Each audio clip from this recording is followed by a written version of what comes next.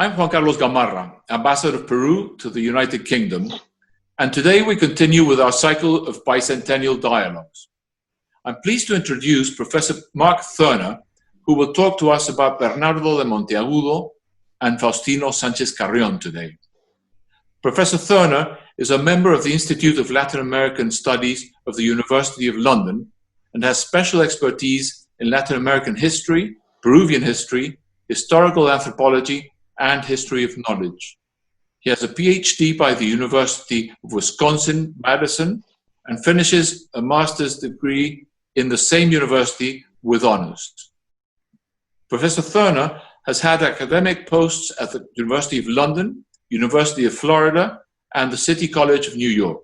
He also was the project leader for the Leeuwenhoek Trust International Research Network and of the Global Decolonization Workshop at the University of London and the New York University. Professor, thank you very much for joining us today, and you have the floor.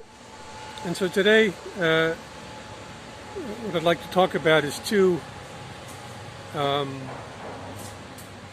really iconoclastic figures of Peruvian independence, opposed, as it were, in debate, but in many ways fellow travelers in the global Enlightenment. They shared much more, I think, than they divided them. Clearly, as Raul Porras noted decades ago, they shared an intellectual project. At the same time, they were men of action. This is particularly the case, I think, with Bernardo Monteagudo, born in Tucumán, which at the time was part of Alto Peru, and also of Sánchez Carrión, born in Huamachuco, in la Sierra de Trujillo. Both of these, you might say, provincial intellectuals with revolutionary traditions behind them, made their mark on Peruvian independence in ways that today I think echo globally. And this is really going to be my main point today. It is like Cadi's, Lima's revolution was a global revolution, and both Carrión and Monteagudo should be remembered as global figures, not just national figures in a Peruvian tragedy.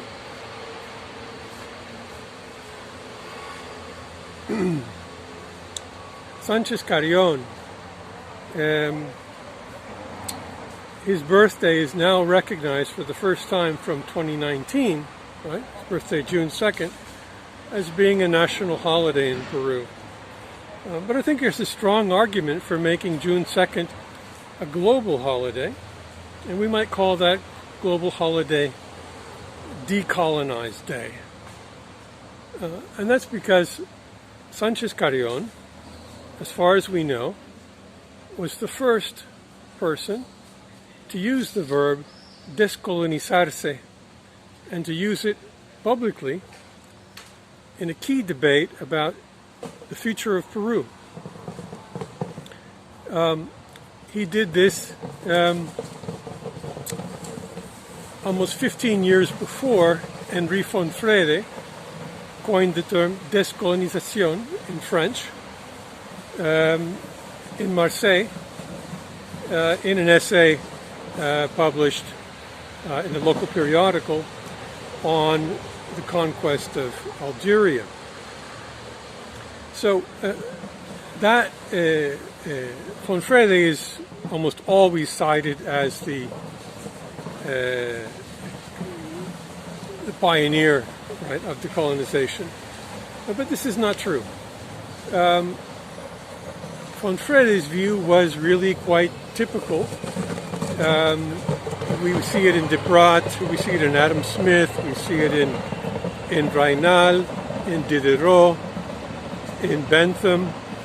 Basically, it was a noblesse oblige imperial view, which argued that colonies were not profitable anymore, and that imperial states in Europe, monarchies in particular, should spend their money more wisely by actually allowing the former colonies to become independent and then to engage them commercially.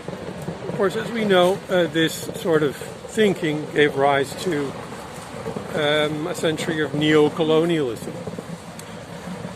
But Sanchez Carrión had a very different idea. And this idea or concept came from debates in the late 18th century, which began to turn the concept of colonial system, sistema colonial, into a critical one. A colonial system referred to the colonial mercantile system, but many thinkers, including Sanchez Carrión, began to associate it with an entire complex of problems, which later might be called the problems of dependency, that is, of cultural, economic, and political perversion, really, of otherwise natural or free forms of association and culture. So, for example, in his letter in which he coins the term descolonizarse, Sanchez Carrión also refers to el sistema colonial. And in a subsequent letter, he uses the term coloniaje, which, as we know, is one of the first uses of the term in Spanish, and really what this term means is colonialism. So this was very much in his mind, and also in Monteagudo's. Bernardo Monteagudo set up, as we know, a Sociedad Patriótica in Lima. Previously, he had been involved in the Sociedad Patriótica in Buenos Aires, and as we know, of course, also there was another Sociedad Patriótica in Caracas. These were not Masonic groups, but instead political associations of enlightened critics, patriots, who would debate really the future and past of their respective countries. And so Monteagudo's approach really to decolonization, he did not use the word descolonizar, but he used the word hacer guerra a los vicios del sistema colonial, that is to